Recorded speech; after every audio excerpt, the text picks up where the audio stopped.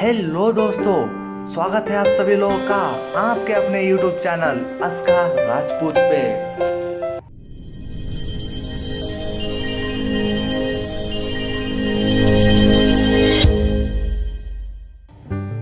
दोस्तों, जैसा कि आप जानते हैं कि हमारी पृथ्वी पर मौजूद 78% नाइट्रोजन, 21% ऑक्सीजन और 1% बाकी गैसें आती हैं, जिससे आप, मैं और धरती पर मौजूद सभी अन्य जीव सांस लेकर जिंदा रहते हैं। लेकिन क्या 21% ऑक्सीजन हमारे लिए सफिशिएंट है?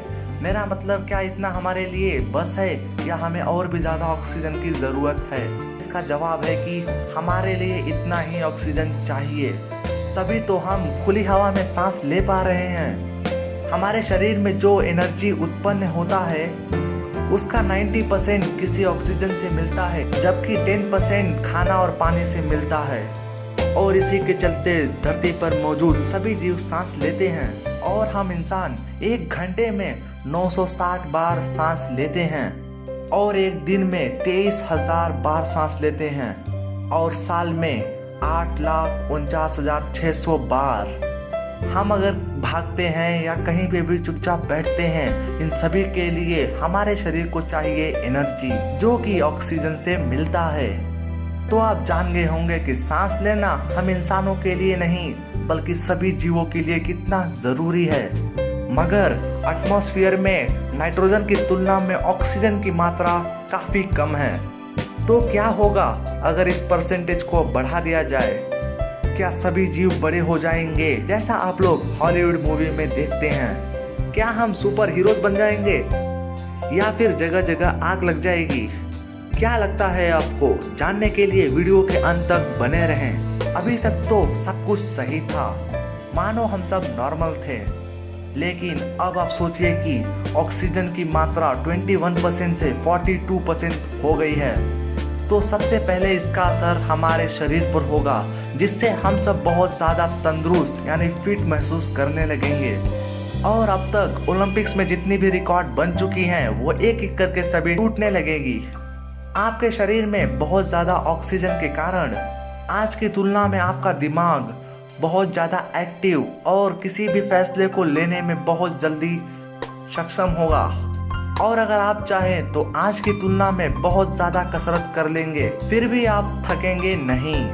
आपके शरीर में मौजूद जो कि किसी बैक्टीरिया से लड़ते हैं वे बहुत ज़्यादा मजबूत हो जाएंगे, मानो आप कोई सुपर हीरो ही बन जाएंगे। लेकिन ज़रा रुक जाओ, इतना ज़्यादा खुश होने की कोई ज़रूरत नहीं है। इसके कई सारे साइड इफ़ेक्ट भी हैं, तो उन्हें भी सुन लीजिए। शरीर में ज़्यादा ऑक्सीजन होने के कारण आपको काफ़ी सारे लॉन्ग टर्म बीमारी, जो कि ज़्यादा देर तक बीमारी रहेगी, जैसे कि कैंसर या फिर हार्ट डिजीज। हमारे शरीर में मॉलिक्यूल्स होते हैं जिसमें इलेक्ट्रॉन्स पेयर्स में रहते हैं। शरीर में ज़्यादा ऑक्सीजन के कारण रेडिकल्स बनती हैं, जिसे अनस्टेबल मॉलिक्यूल्स भी कहते हैं। और इसके पास एक इलेक्ट्रॉन की कमी के कारण ये फ्री रेडिकल्स बनता है। ये आपके लिए हद से ज़्यादा हार्मफुल है, जो आपके शरीर में ज़्यादा समय तक रहने वाली बीमारी को बनाने में मदद करता है। यहाँ तक कि ये आपके लंग्स, रेटिना और डीएनए तक को खराब कर सकता है। बस इतना ही नहीं, जितना ज़्यादा ऑक्सीजन आपके शरीर में होंगे उतने ज़्यादा फ्री रेडिकल्स बनेंगे। और ये फ्री रेडिकल आपकी उम्र बढ़ाने की काबिलियत रखता है, मतलब कम उम्र में आप बुढ़े की तरह दिखने लगेंगे।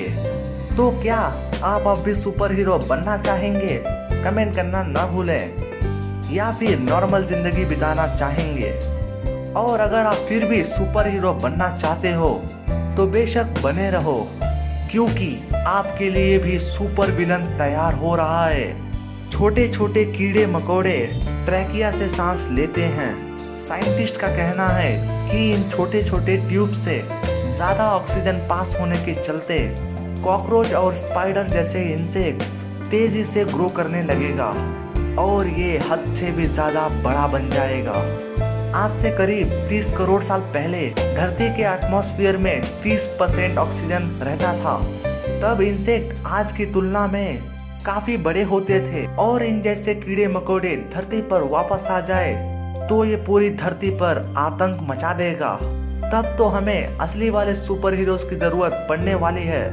एक बात तो बताना ही भूल गया, एटमॉस्फेयर में ऑक्सीजन की मात्रा डबल होने की वजह से आपको कहीं न कहीं से आग लगने की खबर मिलती रहेगी। जैसे कि बिना ऑक्सीजन के आग नहीं लग सकता, वैसे ही ऑक्सीजन दुगना होने की वजह से आग बहुत जल्दी ही फैल जाएगी। अमेज़न और ऑस्ट्रेलिया में आग लगने की घटनाएं तो आम बात है और हमारे बस में कुछ भी नहीं होगा।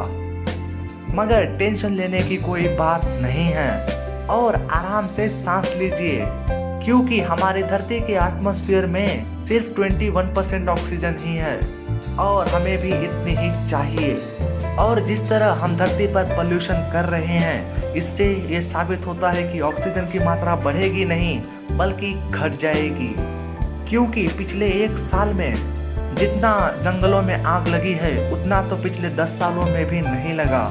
और इसलिए हमें ज़्यादा से ज़्यादा पेड़ लगाने चाहिए और धरती के संतुलन को फिर से बैलेंस करना चाहिए।